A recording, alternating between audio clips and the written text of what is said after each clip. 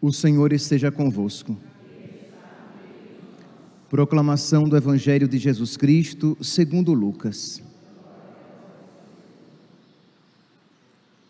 Naquele tempo, Jesus contou aos discípulos uma parábola para mostrar-lhes a necessidade de rezar sempre e nunca desistir, dizendo: numa cidade havia um juiz que não temia a Deus e não respeitava homem algum.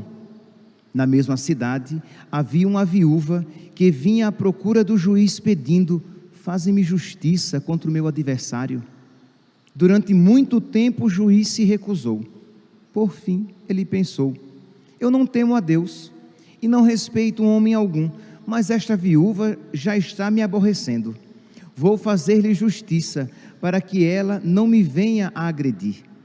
E o Senhor acrescentou: escutai o que diz este juiz injusto. E Deus não fará justiça aos seus escolhidos, que dia e noite gritam por ele? Será que vai fazê-los esperar? Eu vos digo que Deus lhes fará justiça bem depressa. Mas o Filho do Homem, quando vier, será que ainda vai encontrar fé sobre a terra? Palavra da salvação.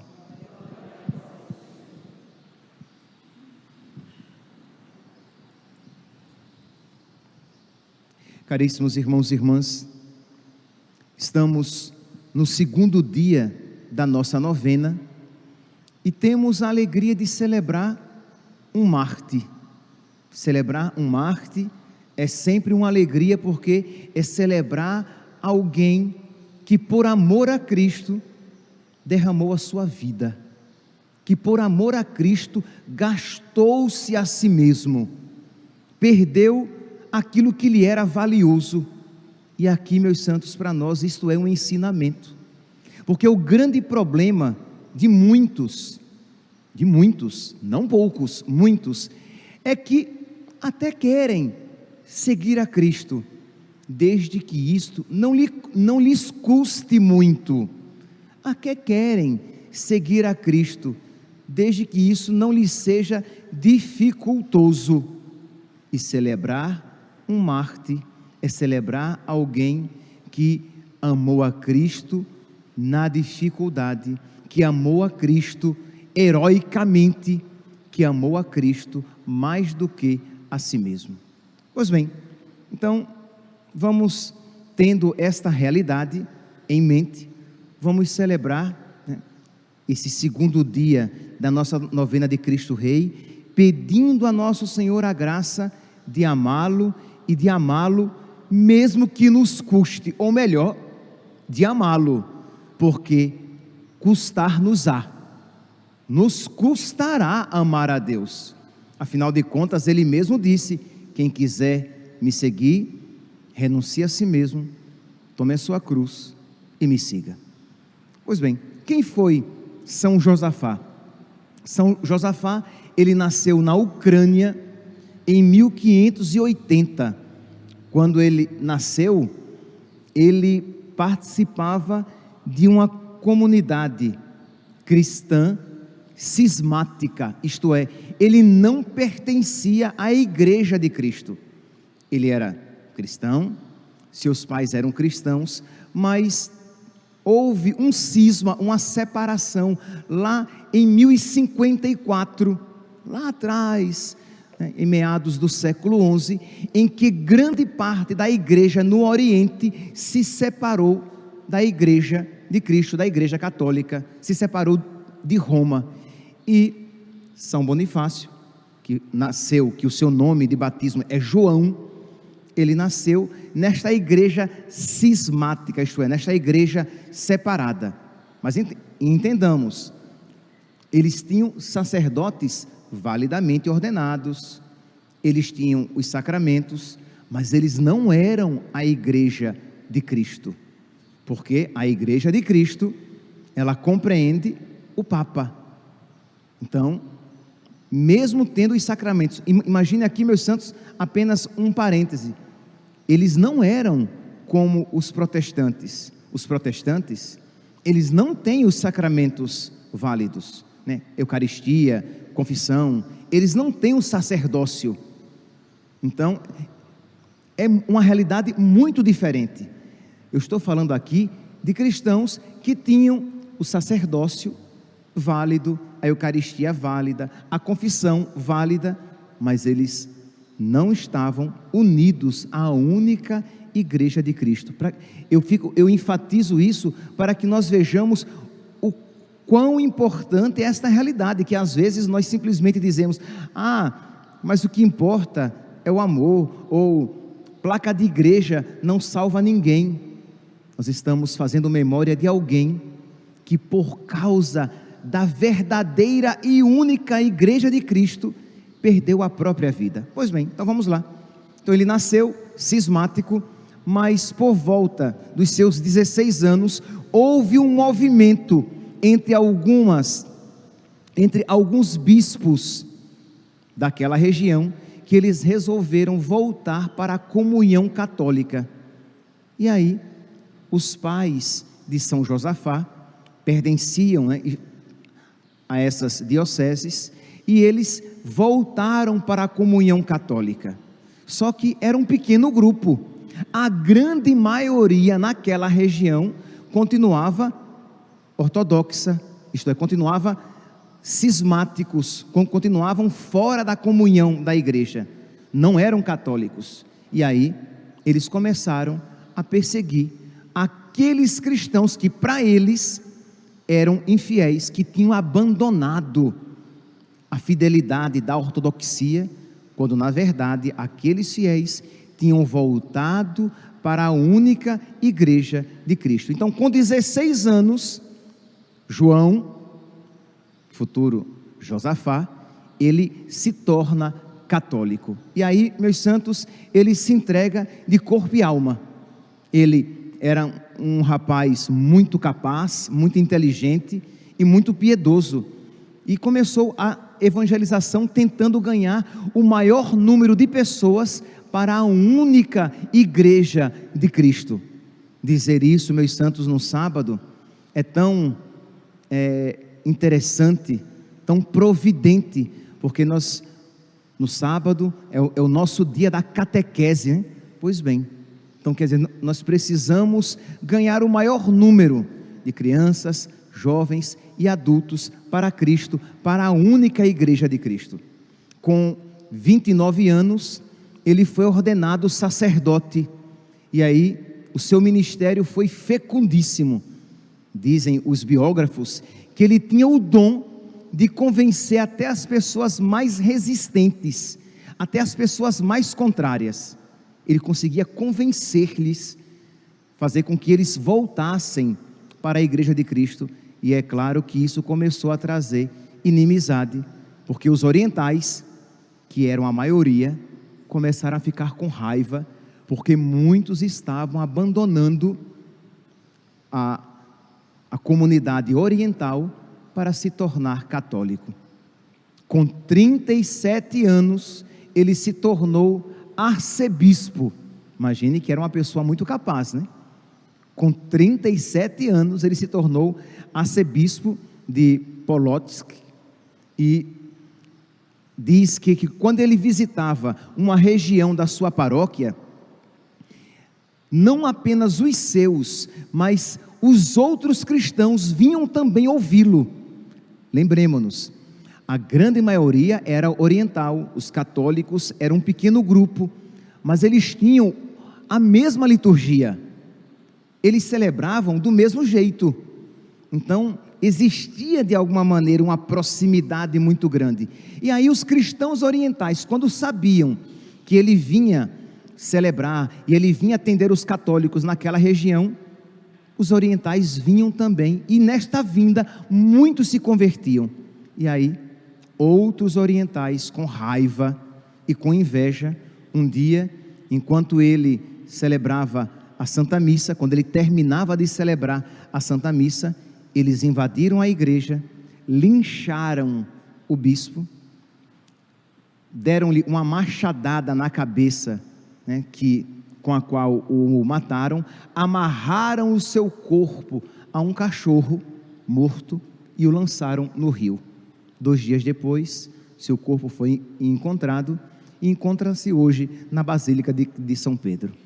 Meus irmãos, é este homem de Deus, este bispo, este pastor zeloso que nós estamos celebrando. Imagine aqui, meus irmãos, quão doloroso é para alguém que por causa de Cristo, da única igreja de Cristo, entregou a sua vida, é ouvir um católico que pensa poder acreditar em coisas diferentes da fé católica e católico permanecer. Sim, porque entrou na moda esta ideia louca de que você pode acreditar em coisas totalmente contrárias da fé católica e permanecer católico. Imagine se São Josafá pensasse assim. Ele continuaria então numa vida tranquila e não pagar com a própria vida. Mas São Josafá sabia que para permanecer católico, que para ser católico, nós precisamos abraçar toda a fé católica, não apenas aquilo que nos convém, não apenas aquilo que nos agrada. E quando uma pessoa, um católico, nega um ponto essencial da fé católica, ele deixa de ser católico. O católico, ou ele abraça tudo, ou ele perde tudo, mesmo que ele pense que está negando apenas um ponto da fé.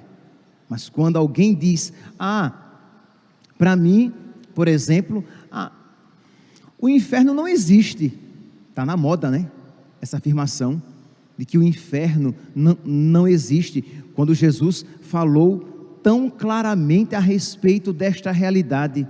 As Sagradas Escrituras apresentam com tanta clareza, e a tradição é unânime em a esse respeito falar. Mas um católico vem e diz, não, eu não acredito no inferno, eu não acredito no diabo, na existência do diabo e dos outros demônios. Meu santinho, saiba que a fé é um requisito para entrar no céu, não no inferno. Você, sem acreditar no inferno, sem ter fé, você nele entrará. Isto é, isso não o isentará de culpa dizer, eu não acredito no inferno, logo para o inferno eu não irei. Cuidado. Se você é católico e você sabe disso, o problema é que muitas vezes você tem uma vida tão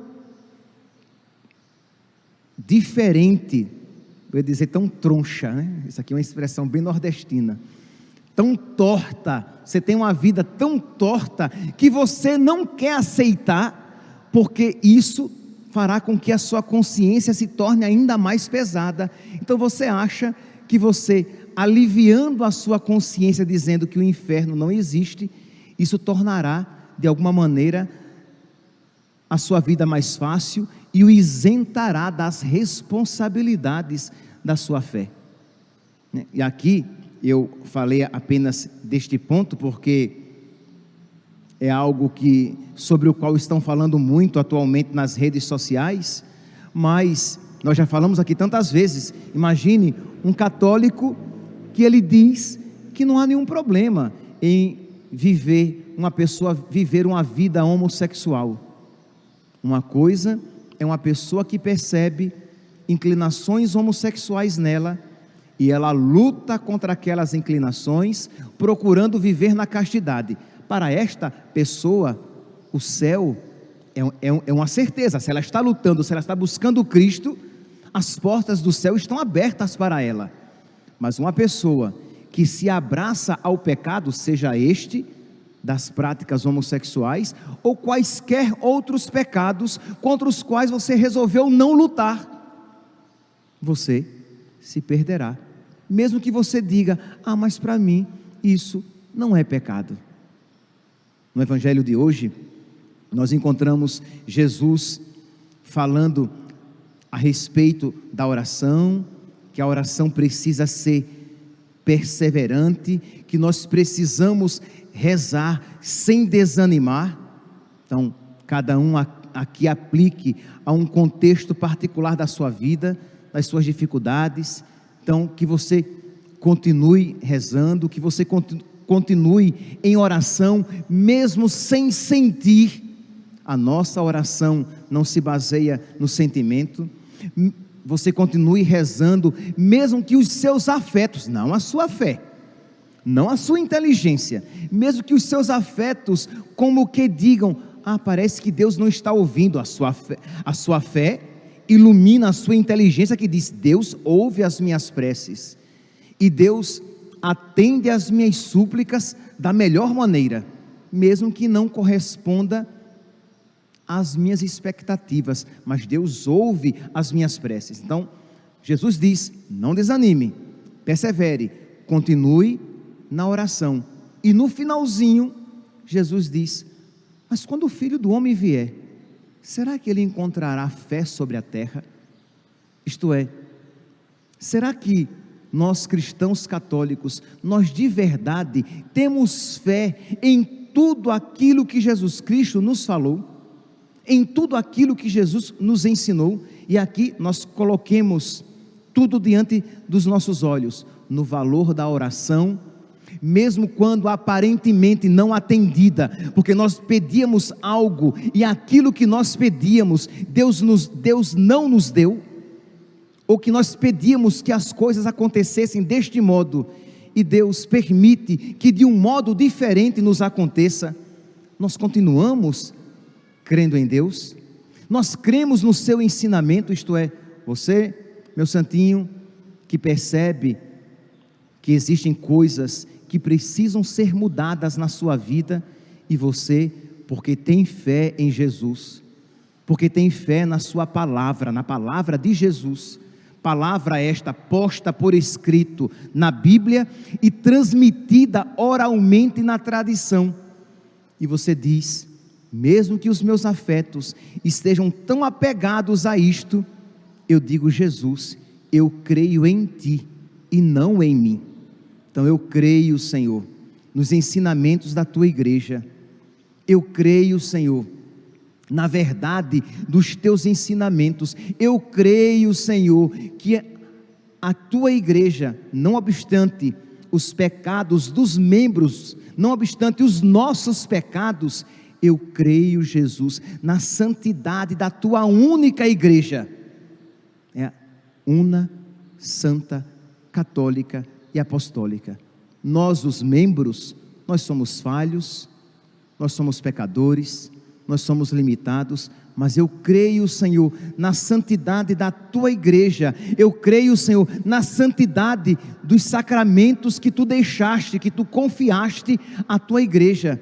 Eu creio na Eucaristia, Jesus, na Tua presença real, corpo, sangue, alma e divindade, e por isso, Jesus, eu procuro recebê-la o mais frequentemente possível, e porque eu creio, Senhor, que és Tu, que não é um símbolo, que não é apenas uma maneira afetiva e espiritual de entrar em contato com Cristo, mas é verdadeira comunhão com o corpo, sangue, alma e divindade de Cristo.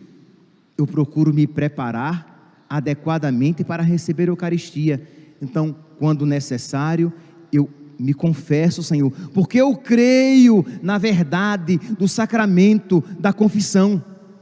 Eu me confesso, Senhor, porque eu sei que ali eu recebo o perdão dos meus pecados mortais, que me levariam para o inferno, mas que no tribunal da misericórdia eu recebo o Teu perdão e sou lavado pela Tua misericórdia, pela Tua bondade, pela Tua compaixão. Eu creio, Senhor, na santidade que está presente nos Teus sacerdotes, mesmo que eles sejam limitados e pecadores, mas existe algo de santo neles, e é por isso que eu os chamo de reverendos, aqueles para os quais nós fazemos reverência. É por isso que nós lhes beijamos a mão e lhes pedimos a bênção, porque nós cremos, Senhor, na Tua igreja e naquilo que ela ensina. Mas quando o Senhor voltar, Ele encontrará fé sobre a terra? É esta a pergunta, e eu até antecederia, isto é, eu perguntaria, não apenas se o Senhor quando voltar, encontrará fé sobre a terra. Eu perguntaria: se você crê que o Senhor voltará? Porque, infelizmente, não é óbvio. Jesus diz assim: quando o Filho do Homem vier, quando Ele voltar, Ele encontrará fé sobre a terra? Mas eu pergunto: você tem fé que o Filho do Homem virá? Que Jesus Cristo voltará para julgar os vivos e os mortos? Ou nós achamos que o céu e o inferno nós vivemos neste mundo e não levamos em consideração que o Senhor voltará e nos julgará a cada um segundo o bem que nós fizemos ou deixamos de fazer e o mal que nós praticamos? Isso aqui é fé católica, meus santos. Nós cremos que o Senhor voltará e há vir de julgar os vivos e os mortos. Se vocês pegarem no catecismo, no número 1040 e 1041, vocês vão encontrar. Eu sempre gosto de citar o catecismo para deixar claro que aquilo que eu prego não são minhas opiniões. Um sacerdote não tem direito de pregar as suas opiniões.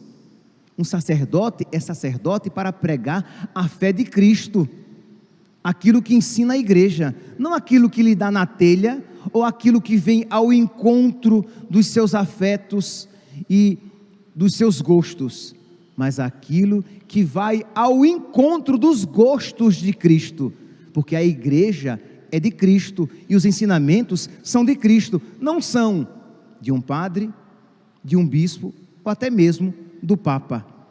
A igreja é de Cristo. Pois bem, então eu faço questão de sempre citar o catecismo, porque ele é uma explanação, uma explicitação bem didática da fé católica. E lá no número 1040 diz: o juízo final acontecerá por ocasião da volta gloriosa de Cristo. Quando Cristo vier, nós todos seremos julgados publicamente. Aqueles que já morreram e que já tiveram o seu juízo particular, terão aquela pena particular proclamada publicamente. E aqueles que estiverem vivos por ocasião da vinda de nosso Senhor, serão ali julgados publicamente. Pois bem, só o Pai conhece a hora e o dia desse juízo. Só Ele decide de seu advento, da sua vinda. Por meio de seu Filho, Jesus Cristo, Ele, o Pai, pronunciará então sua palavra definitiva sobre toda a história. E nós conheceremos então o sentido último de todas as coisas. Ali sim, no juízo final, por ocasião da parousia, da segunda vinda de Cristo, nós compreenderemos o porquê de todas as coisas. Aí nós veremos porque Deus permitiu isto e aquilo, porque as coisas foram assim e não diferentes. E nós veremos que Deus nunca foi ausente, mas foi Rei e Senhor. Ele é Rei, Ele tem o mundo em suas mãos. Nada acontece sem a sua permissão, nada acontece sem o seu consentimento, nada acontece aquém da vontade de Deus, mas tudo acontece na vontade ou na permissão de nosso Senhor. Número 1041 do Catecismo. A mensagem do juízo final é apelo à conversão, não é para nos colocar medo. Ai meu Deus, Jesus virá. Não, meus santos, convertamo-nos e digamos com alegria: Jesus virá. Isto é, a injustiça não será a última palavra neste mundo, Jesus virá. A maldade não prevalecerá neste mundo, Jesus virá. A morte não será o fim neste mundo, Jesus virá. E você crê na vinda, na segunda vinda de Jesus? Que não é apenas se nós ainda teremos fé quando Jesus vier, mas até mesmo se nós temos fé na vinda de nosso Senhor, porque muitos cristãos vivem como se não fosse um dia prestar contas dos seus atos a Deus, num verdadeiro juízo. Continua e termino. A mensagem do juízo é apelo à conversão, enquanto Deus ainda dá aos homens o tempo favorável, o tempo da salvação. É tempo para nós, enquanto temos vida, enquanto ainda é hoje, é tempo de nós nos convertermos e nos voltarmos para Deus, que quer que todos nós nos convertamos e nos salvemos. O juízo final inspira o santo temor de Deus, isto é, que nós temamos, não ter medo de Deus, mas que nós temamos perder a Deus e todas as graças que nos serão concedidas com Ele. Peçamos, meus santos, peçamos nesta Santa Missa, em que nós celebramos a memória de São Josafá, que ele interceda por nós, junto a Deus, junto da Virgem Maria. Hoje é sábado, dia sempre dedicado a Nossa Senhora, para que São Josafá, juntamente de Nossa Senhora, Rainha dos Mártires, que ela interceda por nós, para que a nossa fé seja grande, para que a nossa fé seja verdadeira. Louvado seja nosso Senhor Jesus Cristo, para sempre seja louvado.